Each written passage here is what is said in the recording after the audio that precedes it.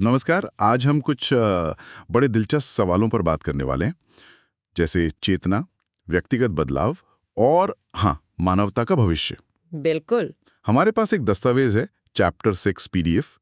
उसके कुछ हिस्से हैं जो इन गहराइयों में उतरते हैं। तो इस सामग्री पर बात करते हुए हमारा इरादा है इसकी जो मुख्य विचार हैं उन्हें समझना हाँ। और ये देखना कि ये हमारे व्यक्तिगत जीवन और शायद पूरी दुनिया के अनुभव से कैसे जुड़ते हैं। सही है।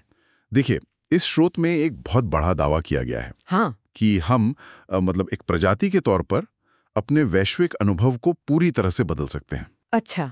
सुनने में तो ये बहुत बड़ा लगता है ना? हाँ, बिल्कुल, बहुत महत्वाकांक्षी बात है। चलिए देखते हैं कि स्रोत इस दावे तक कैसे पहुंचता है। इसके पीछे तर्क क्या है? शुरुआत होती है एक बुनियादी विचार से। स्रोत कहता है कि अगर हम सच में ये जानने और स्वीकार करने का फैसला कर लें कि हम वास्तव में कौन हैं, हम वास्तव में कौन हैं? और वो भी खुले दिमाग और खुले दिल से, तो सिर्फ इस एक फैसले से ही पूरी दुनिया का अनुभव बदल सकता है। सिर्फ एक फैसले से?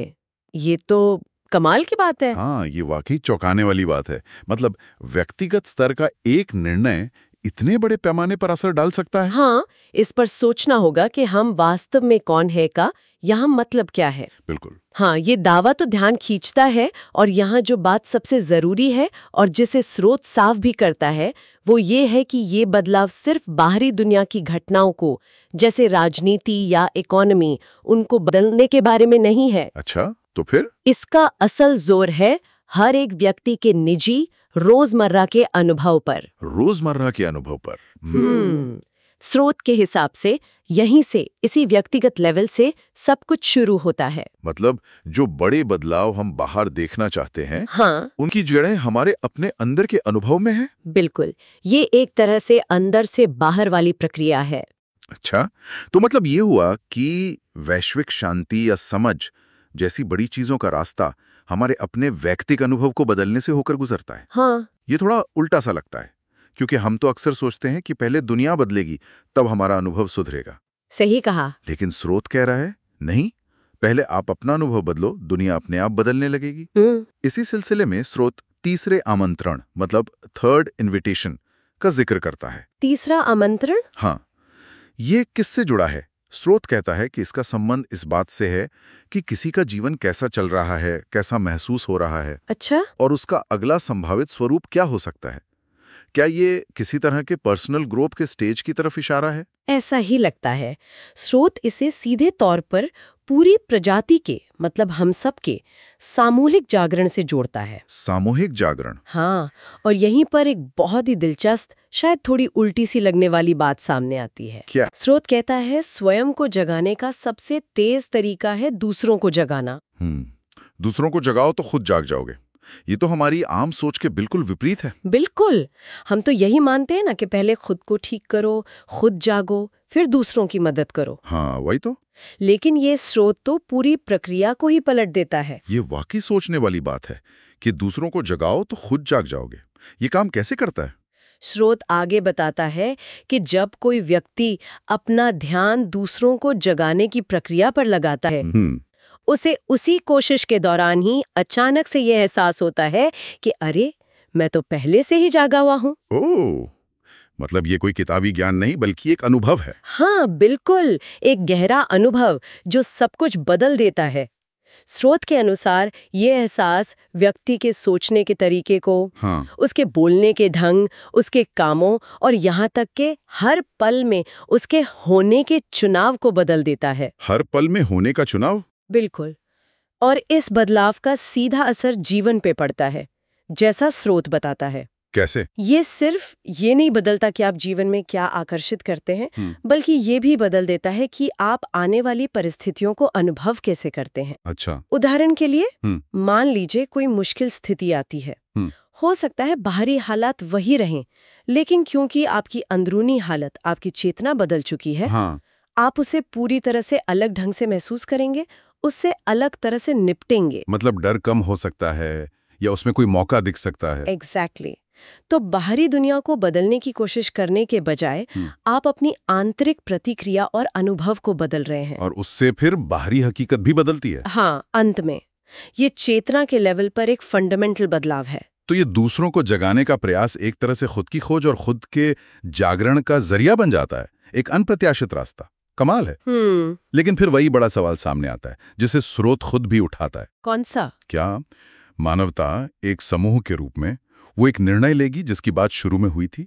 क्या हम सब मिलकर ये तय करेंगे कि हम जानना और स्वीकार करना चाहते हैं कि हम वास्तव में कौन हैं? ये बड़ा सवाल है। दुनिया की आज की हालत देखें, जहां इतना विभाजन है, इतना संघर्ष, ये तो बहुत मुश्किल लगता है। क्या स्रोत इस पर कोई उम्मीद जताता है? हाँ, हैरानी की बात है कि स्रोत का नजरिया काफी आशावादी है। सच में? हाँ, वो इसे न सिर्फ संभव मानता है बल्कि इसे एक वास्तविक संभावना के रूप में देखता है, किसी सपने की तरह नहीं। लेकिन कैसे? लेकिन वो ये भी साफ करता है कि इसके लिए चेतना में एक बहुत बड़े बदलाव की जरूरत होगी। कोई छोटा मोटा सुधार नहीं, बल्कि एक मूलभूत परिवर्तन। मूलभूत परिवर्तन? हाँ, स्रोत इसके लिए कुछ खास शब्दों का इस्तेमाल करता है। दृष्टिकोण और धारणा का क्वांटम विस्तार। क्वांटम विस्तार? हाँ, quantum expansion of perspective and perception, और जागरूकता में एक ऊंची और आनंदमय वृद्धि, मतलब Lofty and joyful rise in awareness. ये शब्द तो इशारा करते हैं कि ये कोई धीरे धीरे होने वाली प्रक्रिया नहीं होगी, बल्कि एक बड़ी छलांग होगी, चेतना का एक नया स्तर। बिल्कुल।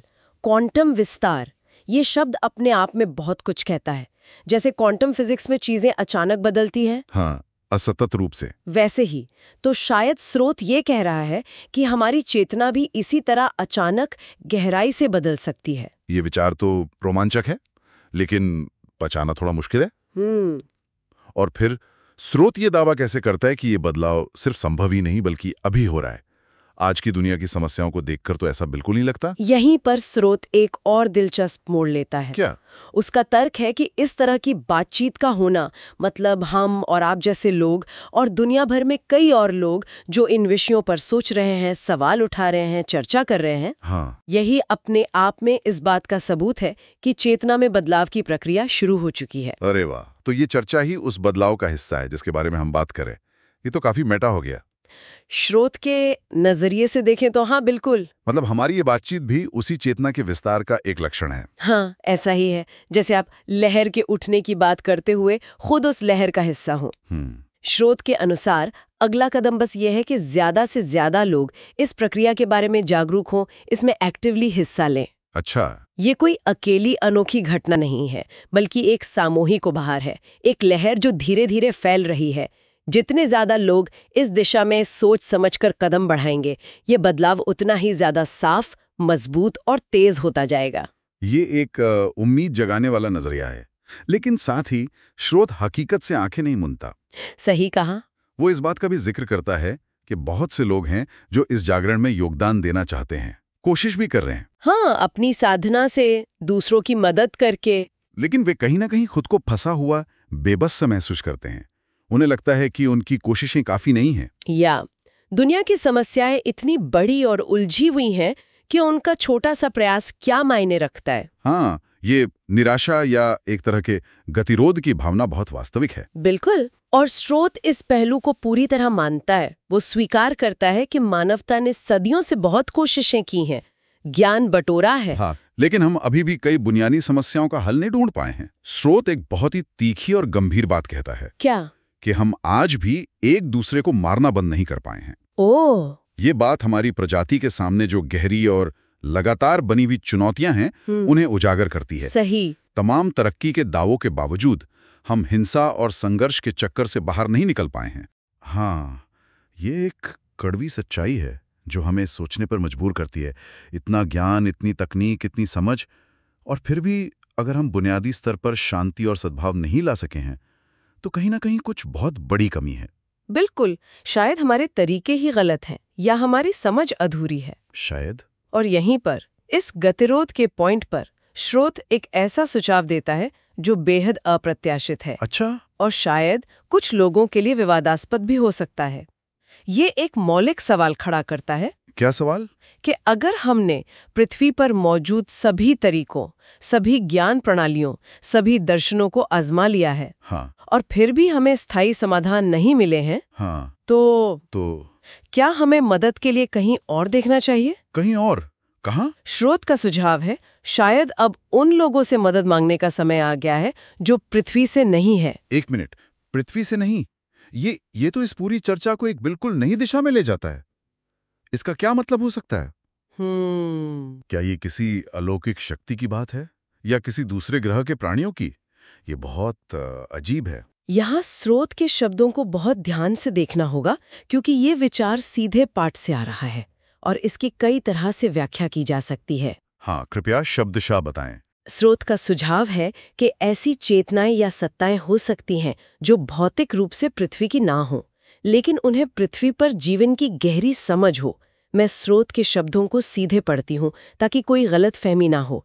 शायद उन लोगों से मदद लेने का समय आ गया है जो पृथ्वी पर नहीं है, जो पृथ्वी पर जीवन के बारे में सब जानते हैं लेकिन पृथ्वी से नहीं है। जो पृथ्वी पर जीवन के बारे में सब जानते हैं लेकिन पृथ्वी से नहीं है। ये वाक्य बहुत महत्वपूर्ण है। बिल्कुल। और ये साफ करना बहुत जरूरी है कि ये विचार या सुझाव सीधे तौर पर इस स्रोत सामग्री से लिया गया है। हम यहाँ सिर्फ उसे रिपोर्ट कर रहे हैं, उसकी व्याख्या करने की कोशिश कर रहे हैं। हाँ। ये निश्चित रूप से एक ऐसा विचार है जो बहुत सारे सवाल खड़े करता है।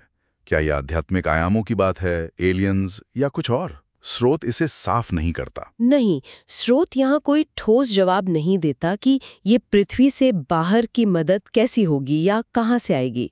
ये सुझाव हमारी पारंपरिक वैज्ञानिक या तार्किक सोच से बहुत अलग है। हाँ। पर इसे कई दृष्टिकोणों से देखा जा सकता है, आध्यात्मिक, दार्शनिक, यहाँ तक कि एक रूपक की तरह भी। एक रूपक? स्रोत इसे शायद मानवता के सामने जो गहरा संकट और गतिरोध है उसके एक संभावित भले ही असामान्य समाधान के रूप में पेश कर रहा है। मतलब ऐसी स्थिति में जहां पृथ्वी पर मौजूद हमारे अपने संसाधन और तरीके नाकाफी साबित हो रहे हों। हाँ बिल्कुल, ये हमें हमारी सोच के दायरे को फैलाने की चुनौती देता है। तो आज हमने स्रोत के जरिए कई परतों वाले विचारों को खंगाला है। हमने देखा कि कैसे व्यक्तिगत चेतना का बदलाव वैश्विक अनुभव को प्रभावित कर सकता है। हाँ। हमने स्वयं को जगाने के लिए दूसरों को जगाने वाले उस अनोखे विरोधाभास पर बात की। सही। हमने सामूहिक चेतना में एक क्वांटम विस्तार की संभावना को समझा, जिसे स्रोत न केवल संभव बल्कि खड़ित होता हुआ भी बता रहा है। बिल्कुल। और फिर हमने उस बिंदु पर भी चर्चा की जहां लोग फंसावा महसूस करते हैं, और अंत में स्रोत के उस बेहद चौंकाने वाले सुझाव पर गौर किया जो पृथ्वी से परे मदद तलाशने की बात करता है। ये सब आपस में कैसे जुड़ता है?